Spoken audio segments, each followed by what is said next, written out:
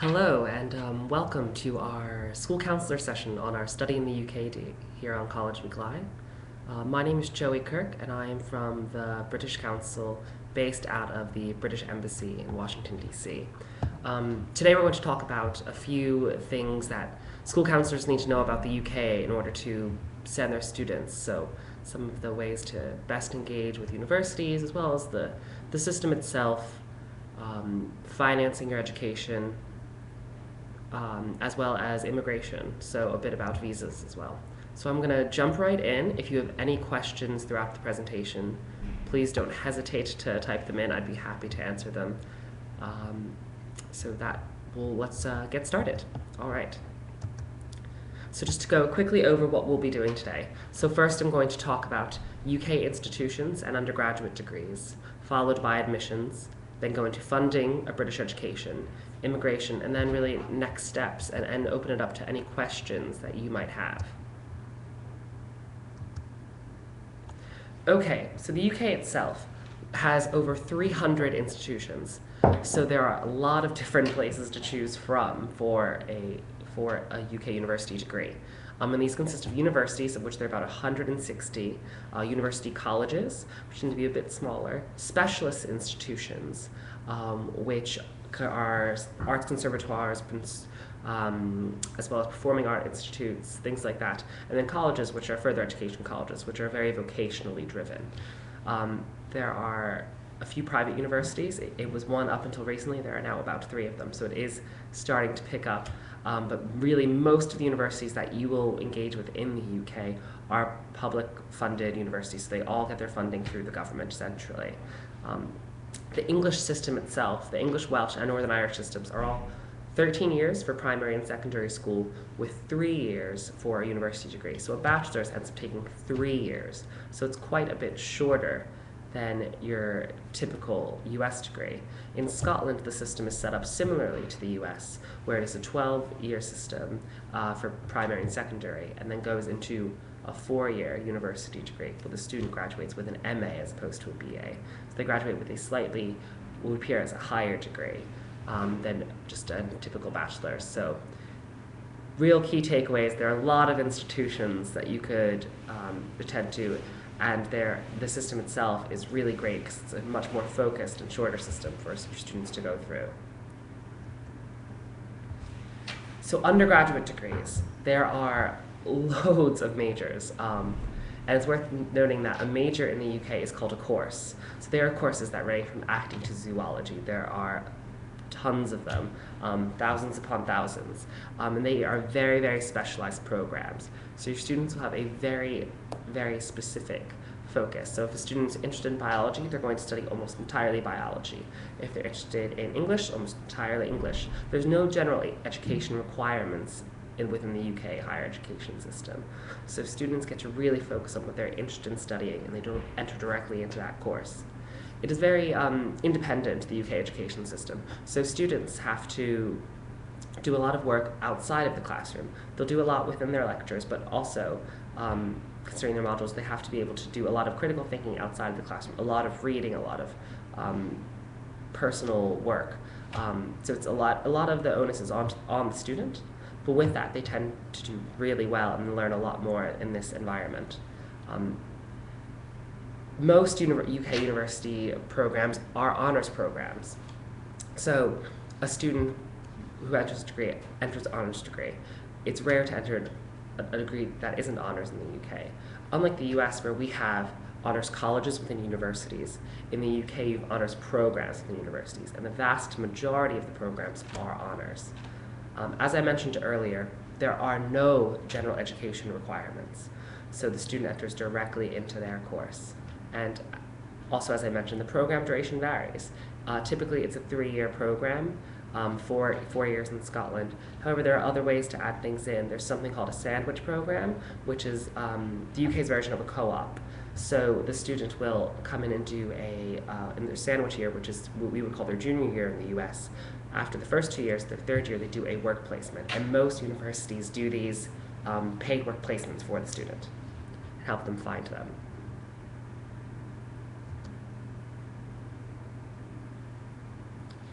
So here I go, just a little bit more about the integrated placement year, or the sandwich program. And this can be really run a lot of different ways. So it can be a language placement. So if a student wants to work on a foreign language, they're absolutely capable of doing that by doing study abroad. They can study abroad at a number of different institutions, depending on the university, and really anywhere within the European Union. They can choose to volunteer for a year if it's related to their course. If they're doing something like international development, they could volunteer. And there's also one more thing to mention is the undergraduate master's degrees, which are students in the UK will knock all of the master's degree out in their undergraduate program. A fine example for the UK is the engineering degree, where a student knocks this out a bit quicker than they would in the US. Do we have any questions up until this point? Okay, well, I'm going to keep going then. Should be going to the next slide. There we are. So let me talk a little bit about undergraduate degrees, and then from there we'll move on to some examples of what they look like. So undergraduate degrees, there's the different program types. So there's kind of a single major, a one-subject major degree is called a single honors degree. And this can be anything. You can see here, my example is a BSc honors in human geography. So that's one example. There are interdisciplinary degrees, which cover a wider range of topics, such as a BA in humanities, once again, getting that honors degree. There's also the ability for combined or joint honors degrees.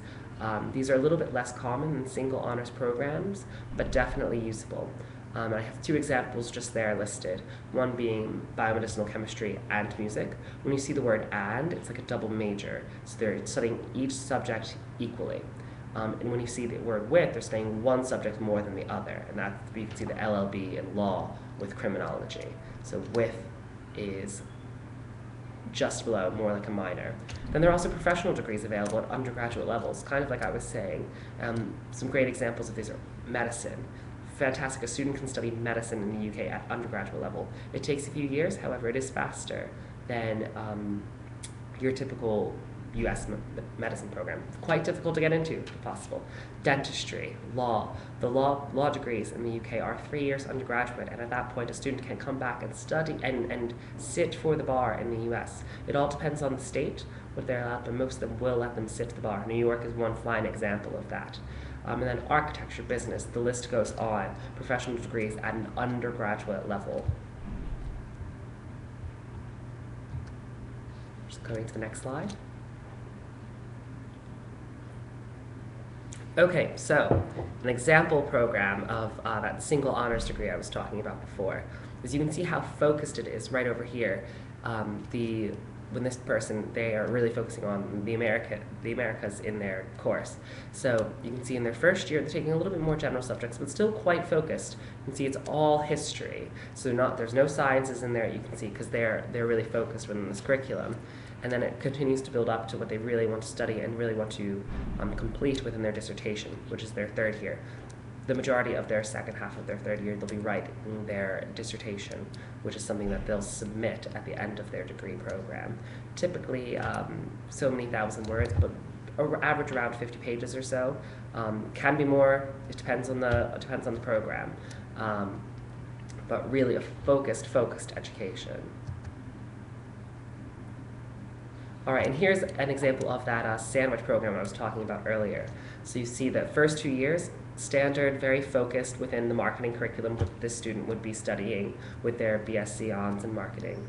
And that third year is their work placement year. So they actually work at a marketing firm, marketing agency, to really get that hands-on knowledge that they might not be able to get directly in the classroom. And then that final year, writing that dissertation again, that final piece, that capstone for their degree program. Okay, so beyond the degree, the UK is more than just the education itself, but there's a lot of things, a lot of opportunities for students on campus.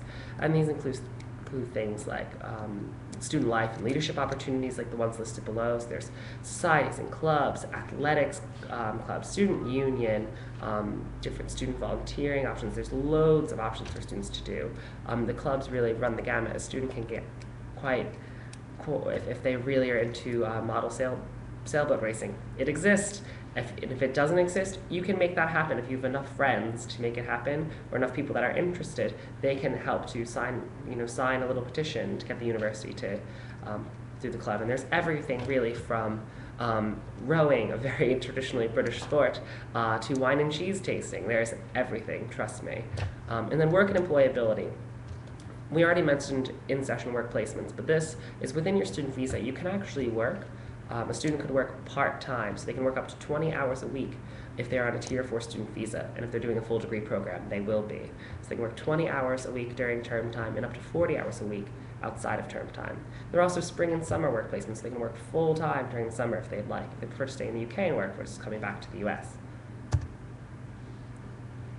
All right, next step, Ucas. So this typically worries people a little bit initially. It's actually not that confusing, I promise.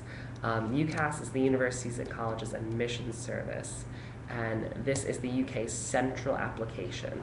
So unlike the US, where you can have the Common App, the Universal App, the specific university app, all of it, in the UK it's just one application.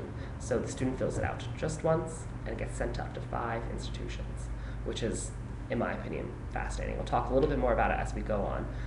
But you can find all the information about Ucas on ucas.com. It's a very friendly website. I can tell you personally, I know a lot of their staff, and they're fantastic and always willing to help. Okay, so some key facts for this year, and then that will really carry over to next year. So as I said already, there's a max number of 5 institutions. So the student can apply up to 5 institutions. And if they're applying to medicine, dentistry, or veterinary, they can do 4 of those programs, and then what they want to do is do 1 of another program. So if they're applying to medicine, they might also want to do biomedicinal chemistry, could be their backup choice, so that could be their 5th choice.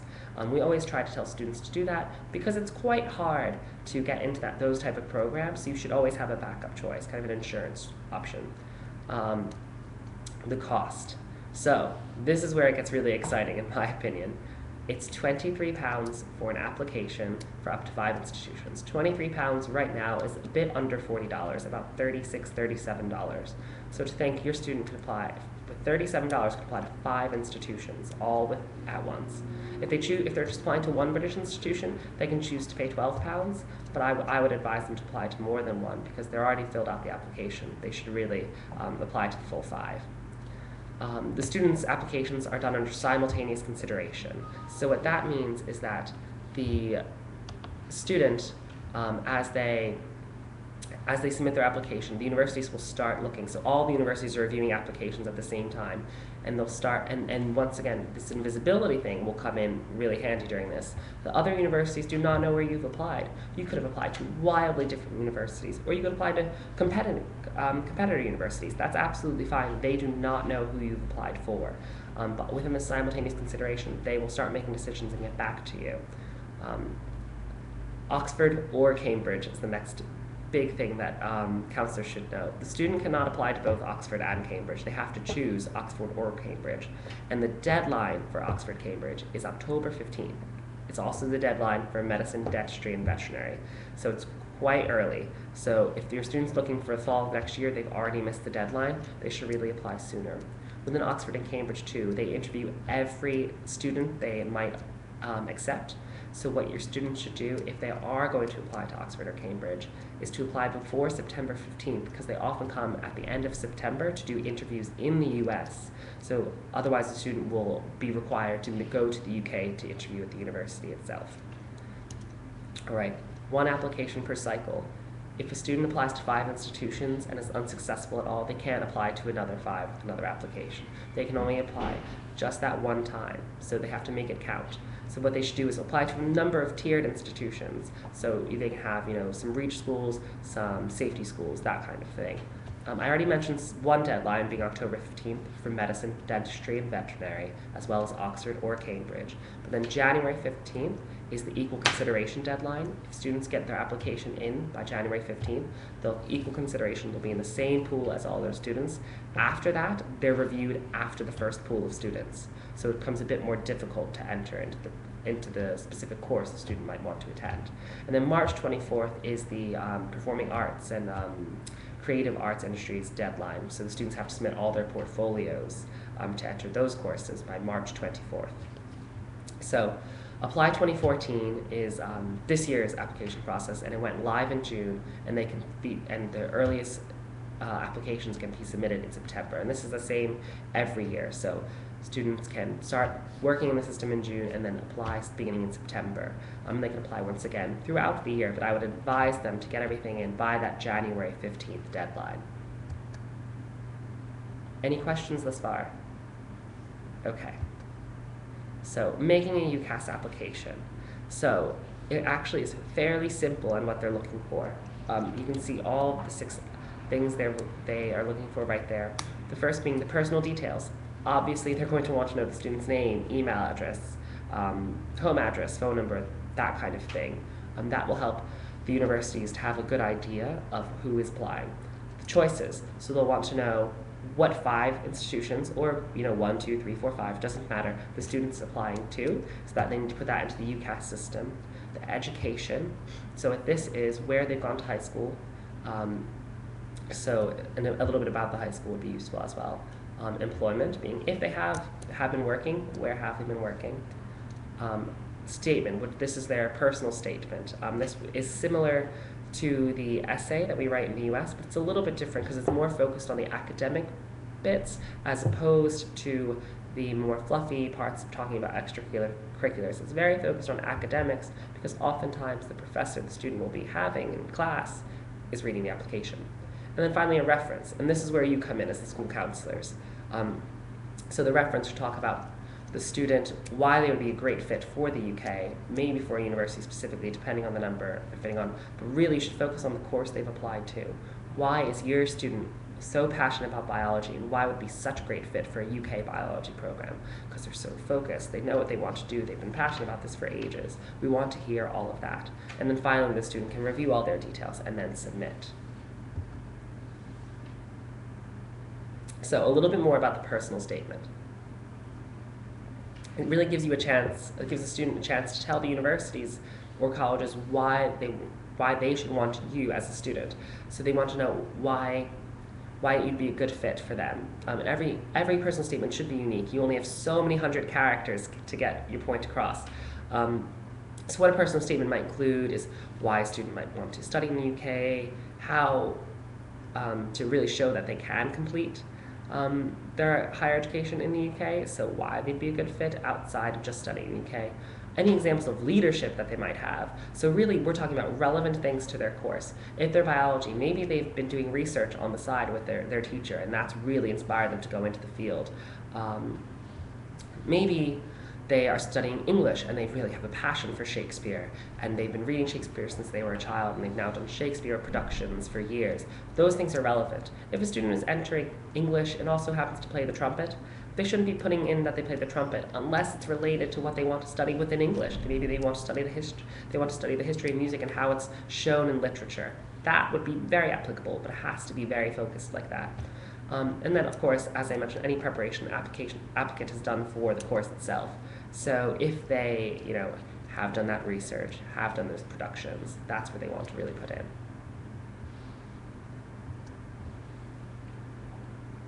So the way decisions are made, and this might get a little bit confusing, at least initially, but I promise it is fairly simple. So the institution a students apply to will look at a lot of factors when choosing who to accept. They can include, and they kind of go in this order, I would say, oftentimes for a US student, qualifications, so the high school. If they're in an IB curriculum, that looks really good to a British university. If they are taking a lot of APs, we want to see that. We'll also be really looking at that personal statement, that reference coming from the counselor or from a teacher, depending on who they asked to write it. An interview, and that's not required, only depends on some universities, or portfolio if they're doing and performing visual arts, they'll need that. And admissions tests, which could include the SAT, ACT. Not all universities actually require them, most of them do not. And then an admissions tutor makes one of 3 decisions. And this is unconditional offer, which is kind of an acceptance straight away. A conditional offer, which is you've been accepted on a condition that you meet such and such criteria, or an unsuccessful, which means unfortunately you weren't accepted into the institution. Or they may offer you a place on an alternative course, like say you really want biomedicinal chemistry, but they think just chemistry is actually a better fit for you. They might offer you that as well. So let's go back to unconditional offer versus conditional offer, because I think this is very important to talk about the difference. An unconditional offer is when a student is accepted right out the gate. They don't need to really submit anything else aside from their diploma at the end of the year, once they graduate, to say, this is who I am, and you will be accepted right from there. You're welcome to apply and accept your acceptance and enter the institution. A conditional offer is what most students actually receive. And what this is, the university will say, all right, we'd be happy to accept you if you meet these criteria. And so they say, maybe we need this AP class you're taking, you need to get a 3 or above. Maybe you need a 4 or above. And you need at least a 3.0 GPA or 3.25 and whatnot. So they'll be very honest in what they're looking for. And with that, the university, it's actually a binding agreement with them. So if they say that they're looking for, all right, we need you to graduate with a 3.75 and 2 4s in the APs you're taking. If your student reaches that criteria, they're accepted. They can't go back on what they said they are. They have to actually accept the student from that point on. So it is binding for the university. It doesn't mean that the student needs to attend, but it means that they will be accepted. So it's very clear, it's very straightforward. They can't go back on what they've said. So unlike a US institution, which you can be put on a wait list kind of thing, and maybe you do this, that, the UK is very clear, very honest. It'll say it right from the get-go.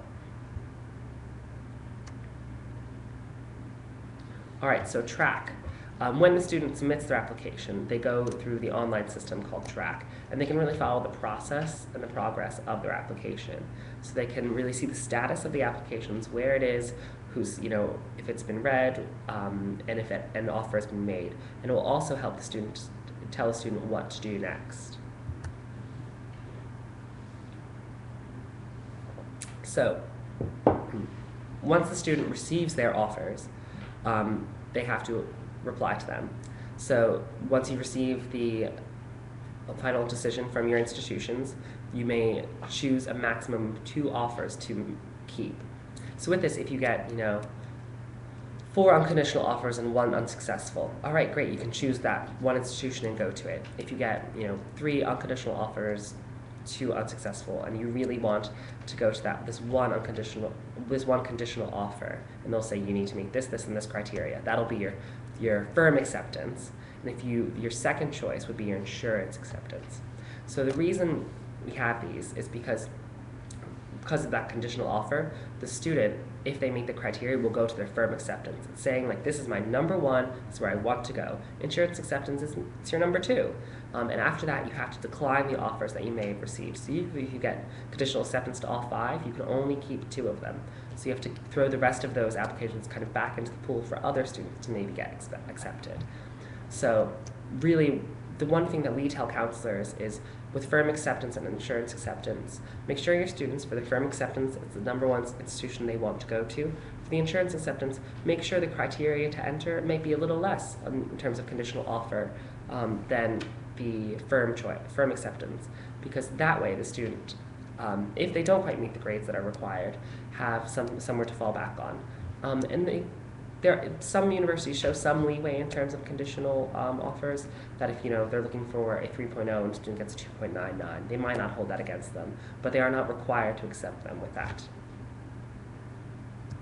Any questions thus far?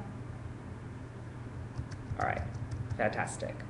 I'm going to keep going and talk about the Ucas website for advisors. So ucas.com is the website, but ucas.com/advisors is where the advisors want to go. And this really helps to teach the application process. It helps to access the advisor. You can access Ucas Supply in the staff area and see more behind the scenes thing. There's a lot of international advisors guides and sections, lots of resources for the counselor for you to download and to use to help your students. There's also video guides, information about the Ucas tariff, which gets a bit confusing. I would really say, as opposed to looking at the tariff, talk to the universities directly for what they're looking for from your students, and then also some information on immigration and visas, which I'll also be covering in this presentation.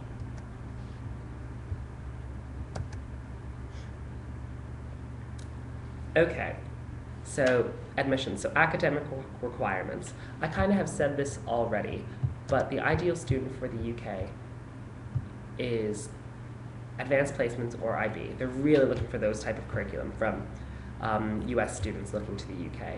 However, they do look at, and it depends on the institution, they'll look at dual enrollment. So say you're enrolling at your high school, you're also taking a class at a community college on the side. That looks very nice. Or internal honors, so the high school doesn't offer IB or doesn't offer that many APs. They will happily look at the internal honors programs. Sometimes universities look at SATs and ACTs. It depends. Some of them have requirements that will all be laid out on the website. And the one requirement they all do have is the high school diploma. So a student will have to graduate before they can enter university in the UK. Okay, almost the last bit about Ucas, the academic reference. And this would come from you, the counselor, or perhaps the teacher, depending on what the student wants to study. So the academic reference is really supposed to talk about the qualities of the student, why they'd be a great fit for the UK. Talk about some school information. So what is your high school? Maybe your student doesn't have any APs because you don't offer them. And that the UK university will not know unless you tell them, because they don't have the time or the manpower to put into the US what domestic US institutions have. Give context to results in students' chosen classes. So why did they choose the path they did in high school? If their grades fall at one point and because something happened in their personal life, put it in there. It really helps the UK university make sense of their application. And lastly, grade predictions. So grade predictions, every reference must include grade predictions for the students. So the UK university has an idea of what it will look like at the end of the year, so what the students' final grades will be. And this is what helps them choose the conditional offer or the unconditional offer, is to say like, okay, this student's going to graduate with a 3.0. And what we say to write about them is write about them on a good day. So the student's taking their exam and it's a good day. Don't say that they're going to, they're all of a sudden they're at a 3.3 and they're going to graduate with a 3.8 because they're going to knock this spring out of the park. No, be very honest. Otherwise, it could actually hurt your student in the long run, because their conditional offer could say, all right, we'll accept you if you get that 3.8. So they're looking for very specific things. So be honest in your grade predictions, but be positive but realistic.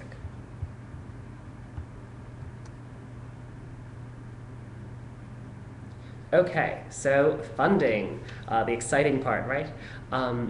Tuition fees in the UK do range depending on the university, just like the US, but they range between £7,000 and £25,000 per year. £7,000 is a little less than $11,000 at this point, so it can be quite inexpensive, and £25,000 is about $38,000, so it can be comparable to a US institution. But oftentimes, a UK education is considerably less than an American one. And this comes down to both the cost of the tuition fees, but also the duration of the program. So 3 years at £7,000 or even £10,000 can be considerably less than a state institution in the US. Living costs. A student must have, in order to get their visa technically, at least £800 per month to study in the UK, and this is to cover living costs, food, room and board, that type of thing. But if they live in London, they're meant to have at least £1,000 a month, because that adds up quite quickly. So that's what they tell them to have. Most UK universities, most of them today, especially during this virtual exhibition, are FAFSA approved, so they can administer federal loans. So the student can take their US loans to the UK. And as I mentioned earlier, international students can work part-time while studying in the UK. Under their Tier 4 student visa, an American student can work 20 hours a week during term time and 40 hours a week out of term time. So they can work up to full-time. So really what we're looking for, the student can help to make some money whilst they're in the UK to help support themselves. To get a good idea of what the student will need financially and where they sit, this website, international.studentcalculator.org.uk, is really useful to give a student an idea of what they will be paying while they're in the UK.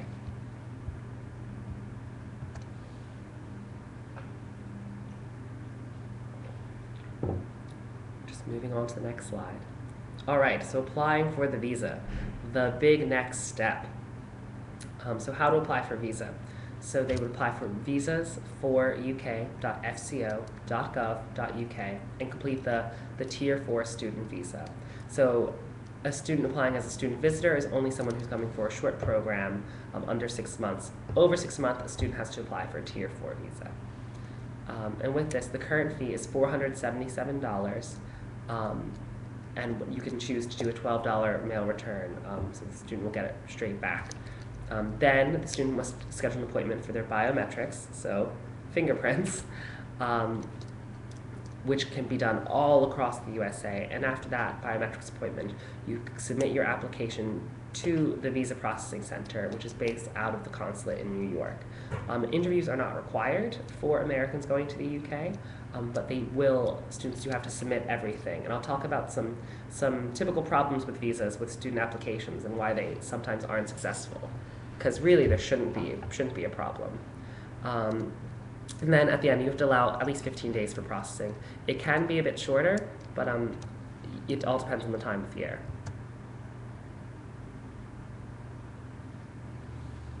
Okay, so the things required for the visa application.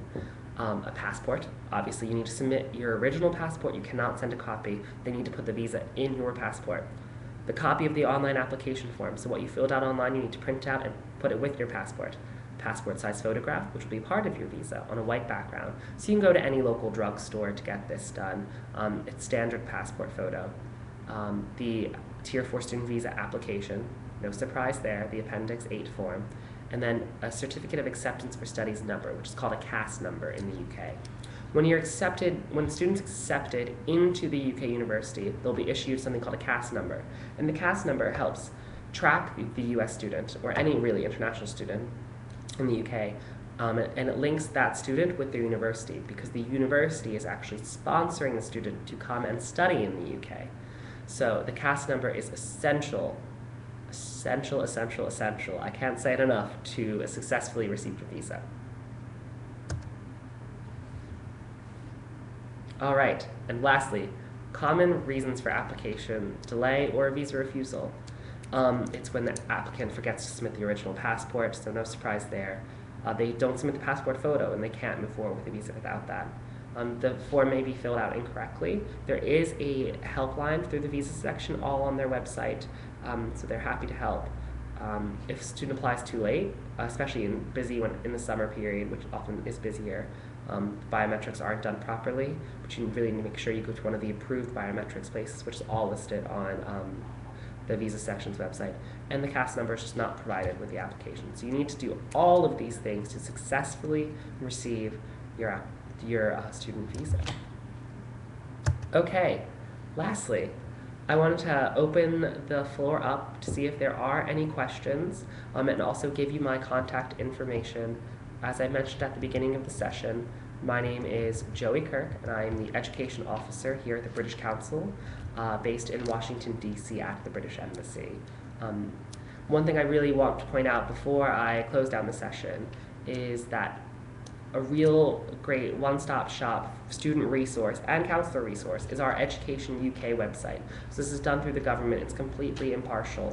EducationUK.org lists every university, every college, every specialist institution, as well as every major course that they offer. So a student, while you're going with the student through this application process, they can go to this Education UK website and hammer down to find out, all right, if I want to study this course, how do I get from here to finding the institution that's right for me? So a student will do it, go through the Education UK website, keep finding the right institution. Maybe they want a small city. Okay, found it. Maybe you're looking for this in tuition fees. Okay, got it. And then they can really hammer down to find the right fit institution. Do we have any questions before I shut down? I don't think there are any. I know I just gave you loads and loads of information, which I hope you found useful. There really are a lot of different topics out there. This presentation we will play again, and please make note of my email address, joseph.kirk, that's K-I-R-K, @britishcouncil.org. So thank you again for coming in, and please feel free to watch again if you didn't quite catch it all in the first go. Thank you again, and I will hopefully get to speak to some of you soon and see you during our travels around to the US. Cheers. Thank you. Bye.